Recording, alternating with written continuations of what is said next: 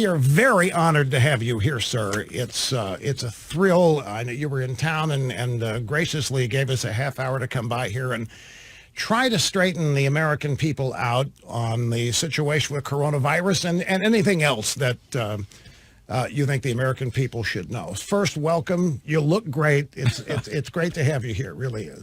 Thank you, Rush. It is great to be here. Great to see you. Congratulations again on the Presidential Medal of Freedom. Oh, what a special night. Well deserved. And what a day and night that was.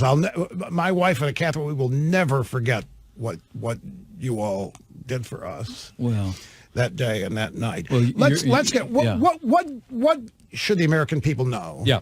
Today about the status of the coronavirus in America and how it is being dealt with, and as best you can tell what the future is. You bet. Well, look, President Trump has no higher priority than the health and safety of the American people. That's why in the month of January, when we first learned of the coronavirus outbreak, the president took 2 steps that were unprecedented. No president in American history had ever done it. He suspended all travel to the United States from China by non-citizens to the United States. And then he instituted a quarantine policy for American citizens that were coming home, that we would make sure that they were taken care of, but also received treatment and the proper screening to determine that they were not in any jeopardy for their health, for the health of their family, or for their communities. We also instituted screening at about 5 different major airports around the country. This in January. In January. And again, the first 2 steps had never been done by any president. I remember I was in the Oval Office at the time that the White House task force on the coronavirus came in, and they said, Mr. President, we have a very, very low risk in this country of an outbreak. That's what they told him at the time.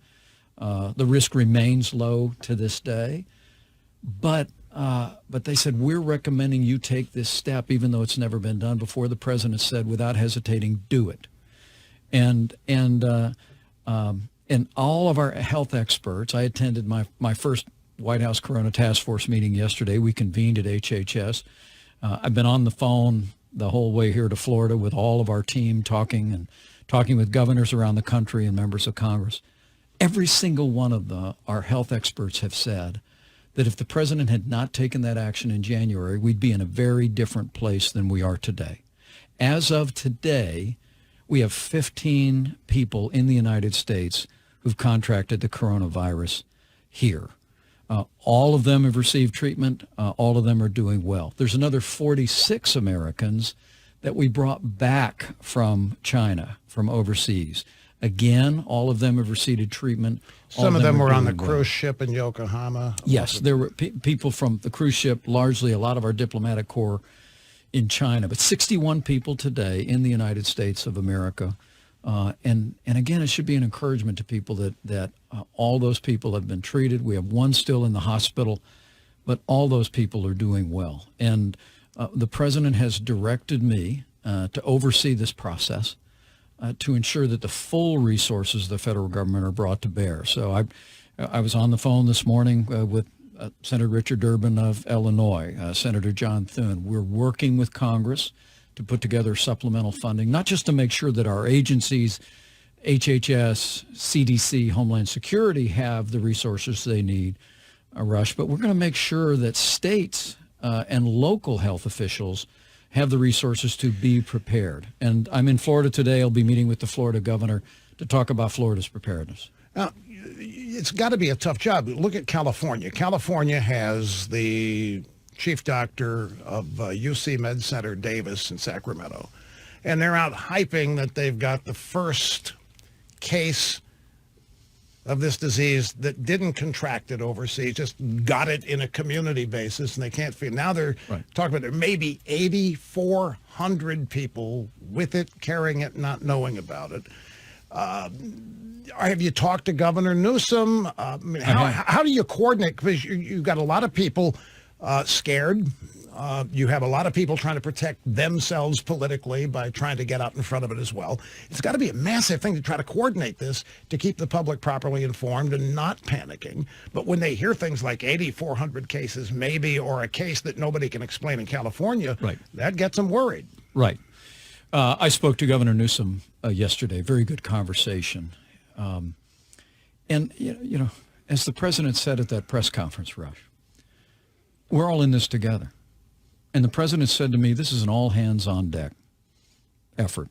And I talked to Governor Newsom because, frankly, California has been a great partner with HHS and CDC. They've worked very closely with us already. As we've repatriated Americans, we're working very, very closely on the patient that was identified. And I think there's obviously there's concern about this. But I want to assure the American people that we're going to make sure that we set, for our part, we set politics aside on this, and we work the problem. And I frankly have been very encouraged, not only in my conversation with Governor Newsom, with the Democrat leadership of the House and Senate, with Governor Cuomo of New York. I mean, we're all going to come together as Americans and deal with this issue and put the health and safety of the American people first. Washington's always going to have a political reflexive response to things, but we're going to tune that out. We're going to work the problem. We're going to make sure that we have the resources necessary. But I want your listeners to know, as we sit here today, the threat of the coronavirus spreading in the United States of America remains low. But that being said, the president said, out of an abundance of caution, we're going to continue to take very, very strong measures to put the health and safety of the American people first. Now, I'm asking these next series of questions. I don't want to pretend to be something I'm not. I'm for you guys. I want you to succeed because this needs success. I mean, this problem needs to be dealt with successfully, hopefully as apolitically as possible. The virus doesn't know whether it's infecting a Republican or a Democrat, a woman, a man, or anything. And until we get a better handle on it, we want competent people working on this. Right. I saw the press conference, the president, I thought this was very, very important for people that don't know him. He was being asked about the inevitability of this, and I don't believe the worst is inevitable. President Trump is a problem solver. He has been all of his life in business. You have too, as governor of Indiana. The portrayal of you all as incompetent and in over your heads is also political. And I want to ask you how you deal with that, how you're reacting to it, because there is public relations to this, as well as the substance of what you're dealing with. You're being hit because you supposedly botched something in Indiana that you didn't botch. No. So how do you respond to people who are making criticisms like this? Because remember, everybody that I know wants you to succeed with this, because we're talking about the health of the American people and ultimately the world. Well, we're going to stay focused on the American people and on their health and safety. The president made it very clear in that press conference. He's made it very clear to our team that we're going to bring all the resources of the American people together around this. But he told me to call Speaker Nancy Pelosi and call Senator Chuck Schumer, and I did that. And we had very productive conversations. We're already beginning to work on what they call a supplemental bill. And the president's made it clear that while we submitted an initial proposal, we're very open to working with Democrats and Republicans in the Congress to make sure we have all the support that we need. What will the money be used for? It's a tendency of Washington to throw money at things and say solution at hand, but how's it going to be allocated? Well, the most important thing your listeners ought to know is that because of the action the president took last month, the threat remains low, but we're ready for whatever may come. And part of the resource issue in working with the Congress right now is to make sure that our agencies have the funding to be able to address anything that may come. We're also looking at issues about medical supplies and what the president may be able to may decide to exercise authority to make sure that we have additional supplies in the event of a broader outbreak.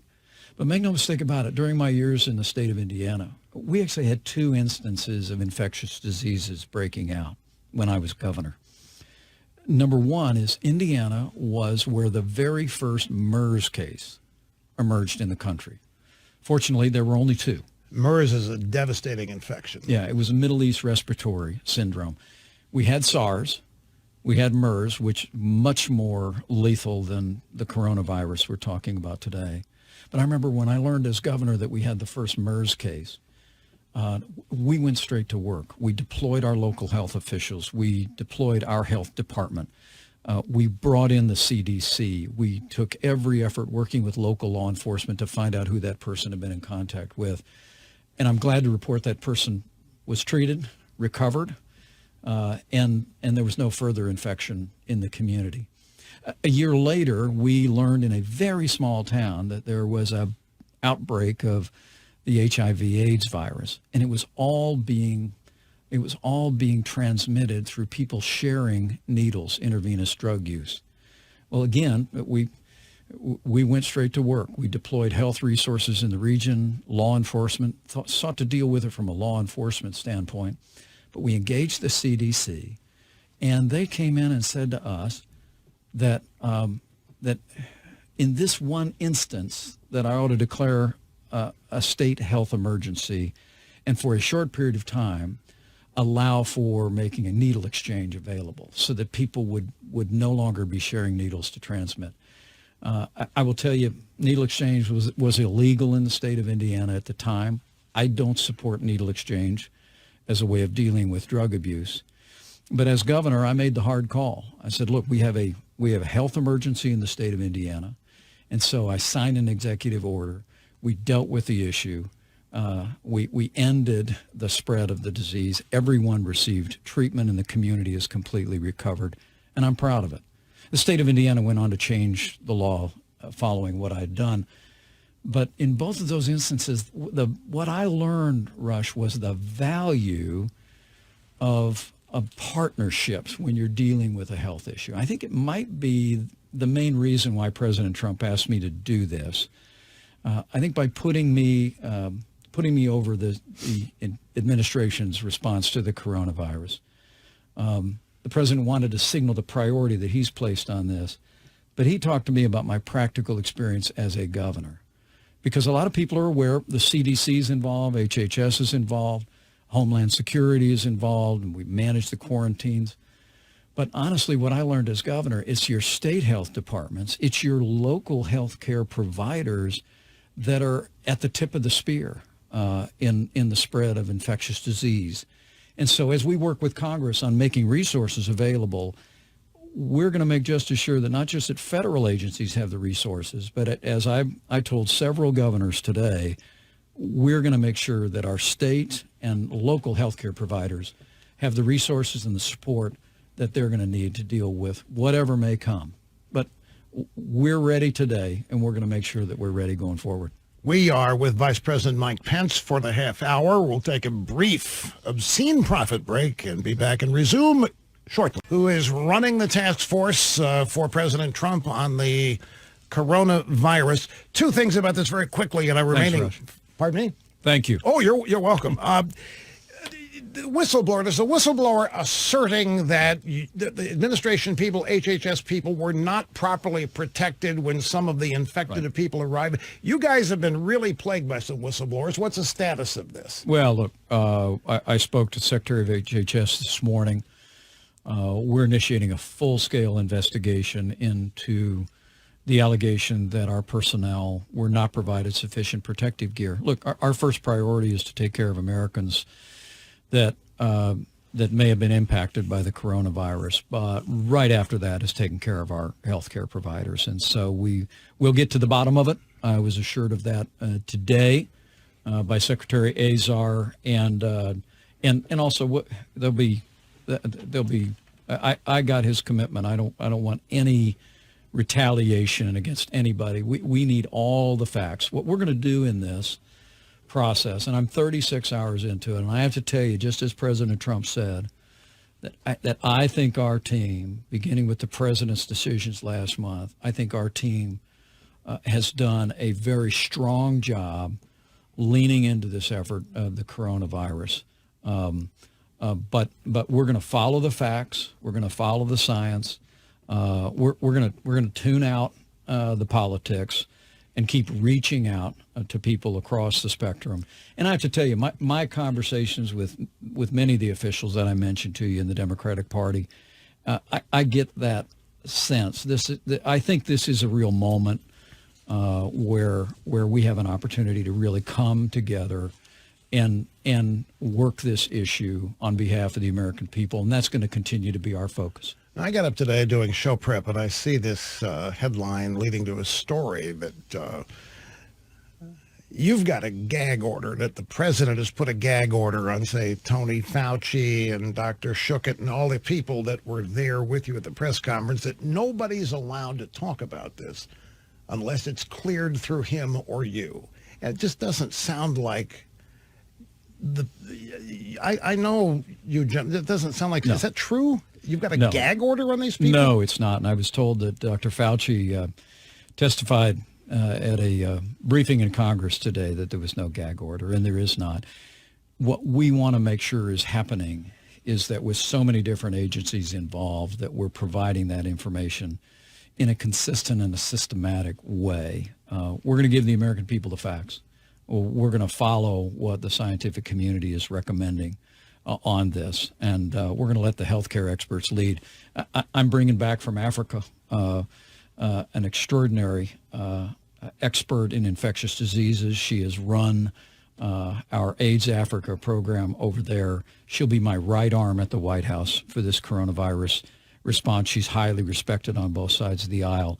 But we're going to make sure the American people have all the facts on this. And I will tell you, Rush, from what I've seen in the first 36 hours, and I'm going to be meeting today with Governor DeSantis and his health officials before I leave Florida. I'm going to be talking to more governors and more members of Congress on the way back, is that I really do believe that we would not be where we are but for the decisive action that President Trump took in January because of the team that he assembled in the White House Coronavirus Task Force. Now, that has us where we are today. And the risk remains low. The risk remains low, but what does that mean? Infectious risk spread to people, or the seriousness of the disease itself? The seriousness of the disease, you know the numbers. It's depending on who you talk to, it's a 1% to 2% mortality rate. But the risk of the disease spreading in the United States remains low. But I want your listeners to know we're ready for anything. We're working with everybody. We're going to meet this challenge with President Trump's leadership, with all the full resources of the federal government.